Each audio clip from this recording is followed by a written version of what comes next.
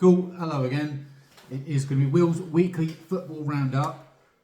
Obviously, timing, as I mentioned in my previous video, not great. So, was very unsure what to do, what to talk about. So, with the Nations League back, I'm going to have a quick look through, a quick rundown of how things are looking in the Nations League. With every team having played 4 games and the 5th and 6th ones coming, this should be the wrap-up of the Nations League over this week before going into sort of qualification for the next major tournament. So we're going to have a look to see who's going up, who's going down, who's just been a bit good, who's been a bit naff. Simple as that, simple as that. Cool. So I'm going to go through everything in order from the A-League teams down to the D-League teams. There we go. So League A, Group 1 has Portugal top, Croatia second, Poland fourth, Portugal first with 10 points, Croatia second with 7, Poland third with 4 points, and Scotland bottom with 1. Cool. So none of that's actually that surprising. If I look at the quality of the teams beforehand, that's how I would have imagined it, looking forward to it.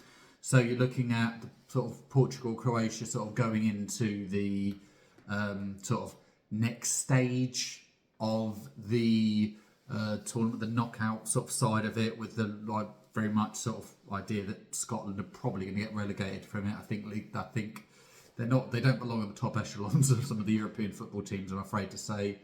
Anyone that's Scottish, I do apologise. The quality is not there yet. The management not quite. But there we have it.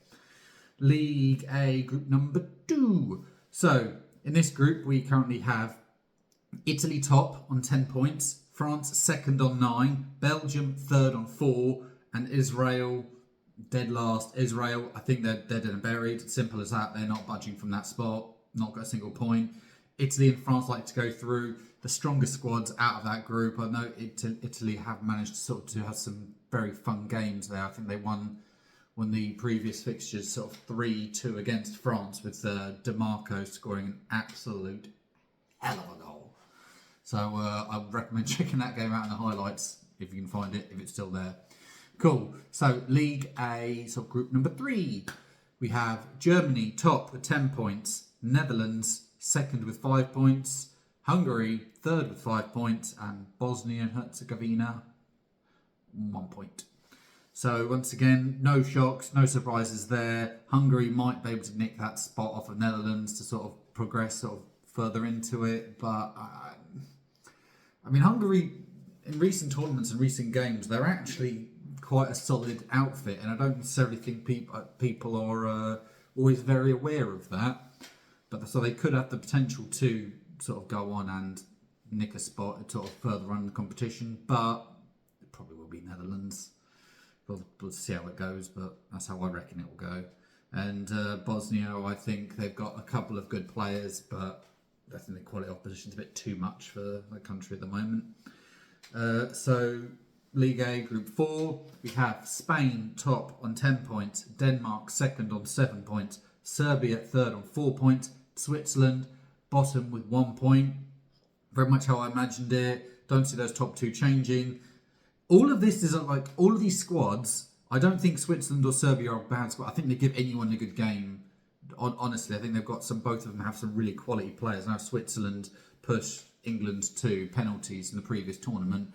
They are sort of a strong outfit, and that's just luck of the group draw, I suppose. It's as simple as that. And Spain obviously haven't won the Euros. They're a dominant, very strong European nation. No surprises, no shocks there.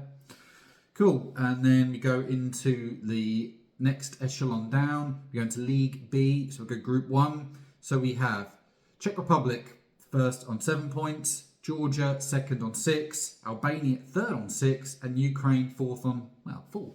So this is quite an even group. If I was to look at those teams, I don't believe that there's too much of a gap in quality. I think all of them have some great individual players, like Georgia obviously having people like Mamardashvili and Kvaratskhelia, as well as sort of some of the sort of quality from the Czech Republic, including sort of the boys from West Ham like Souček and Kufal.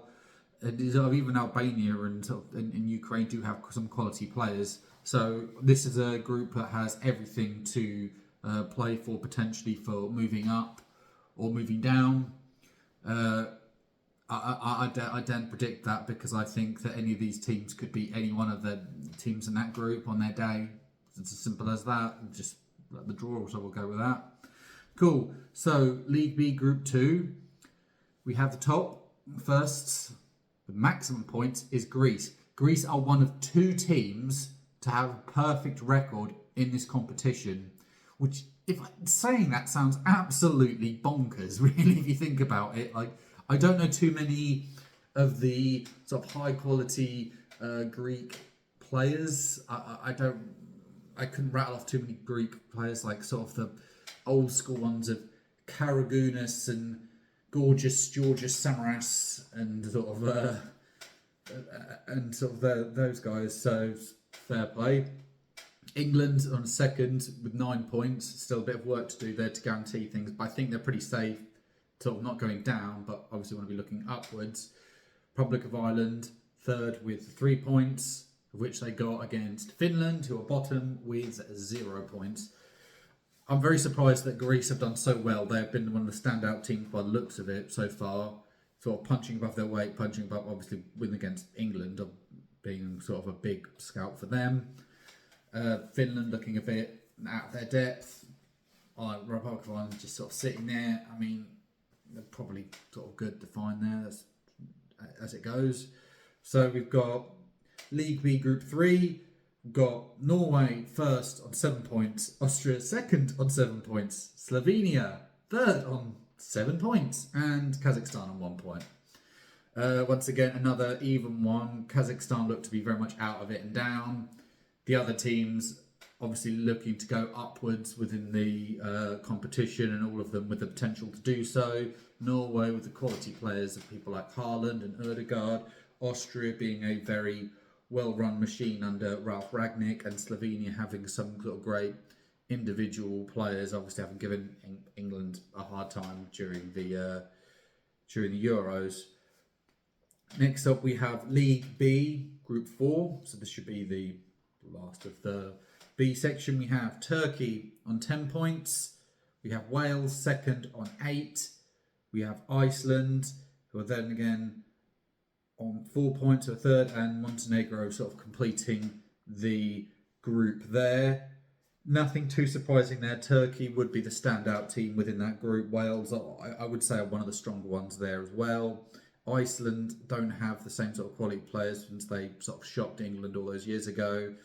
And Montenegro don't have too many sort of recognisable sort of quality players like they might have previously, with stars like Marko Vucinic, who obviously was a sort of prolific forward player in Serie A. Next we'll move on to sort of the next echelon down, so League C. So we've got League C Group 1, we've got Sweden 10 points, Slovakia 10 points, Estonia 3 points, Azerbaijan 0. No surprises, no shocks there. Sweden and Slovakia, rightfully so, are stronger teams. Estonia, I don't know what to make of them, but Azerbaijan being a bit weaker, it's fair enough. So for the next group, we have Romania on 12 points, the other unbeaten team, I might add.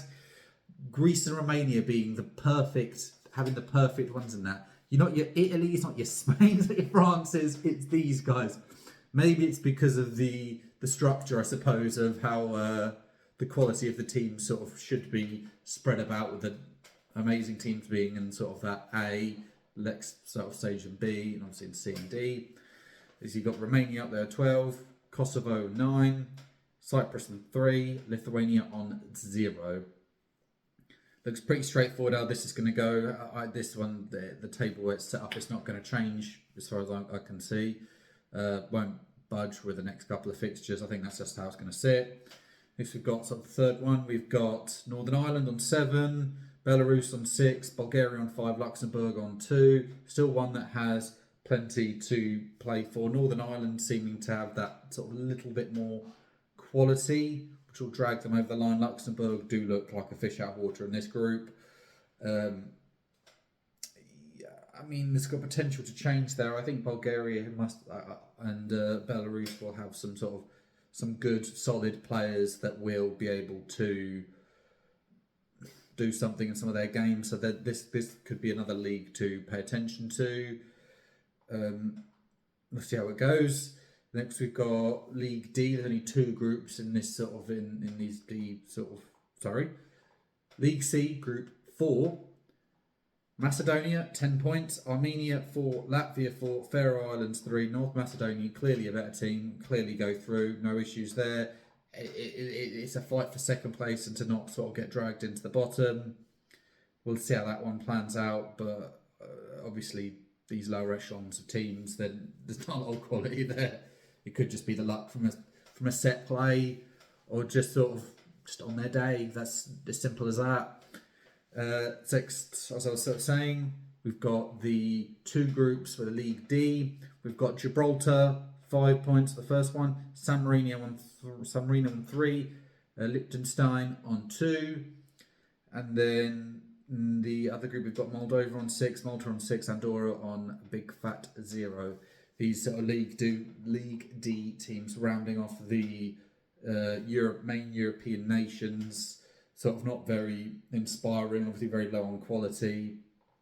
Gibraltar, Moldova looking the favourites for it. Andorra being I guess by this logic, the worst team out of Europe, above San Marino, who do have their big 3 points that they have recorded. Yes, but I suppose that's sort of a quick look over how the tables line up and sort of how some of the fixtures line up with the fixtures starting up again, sort of spread out within this break, starting up again tomorrow with sort of England being included in those fixtures, as well as sort of the Sunday games as well. Hopefully do all right. This will be the end of the Lee Carsley reign. Not overly inspiring. The interim manager is sort of several players that are going to be there to sort of set and impress Thomas Tuchel, who will take charge after this international break. Like I say, it's not inspiring. I don't know whether it's not necessarily having motivation for a slightly, what some people would consider a glorified sort of friendly tournament. But I mean, you've got to rotate the squad. You've got to, these are the games, these are the times, and you've got to look to sort of see who could make it in the team, who can't. What's the next sort of the team going to look like going forward? So it's sort of friendlies, as it were.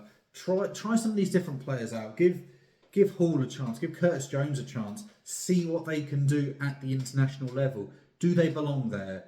If they do, great. You can trust them. You can rely on them. You can go forward. If you can't, you've got the ability to rotate and try fresh, new, exciting, interesting players going forward. So I'm excited and I'm hopeful that these new, with all the England players that have dropped out and all the ones coming in, that we should get to see some of these fresh faces and that hopefully 1 or 2 of them make a strong impression to change up the team, as some of the players in the previous tournaments are starting to age out. So you really do need to have that rotation of players within the team and the squad in order to have any great success going forward. We can't sort of rely solely on sort of players that are getting older, unfortunately. That's just how it goes. So these are the times to try it out. Thank you very much for listening. I will catch you all later. Bye for now.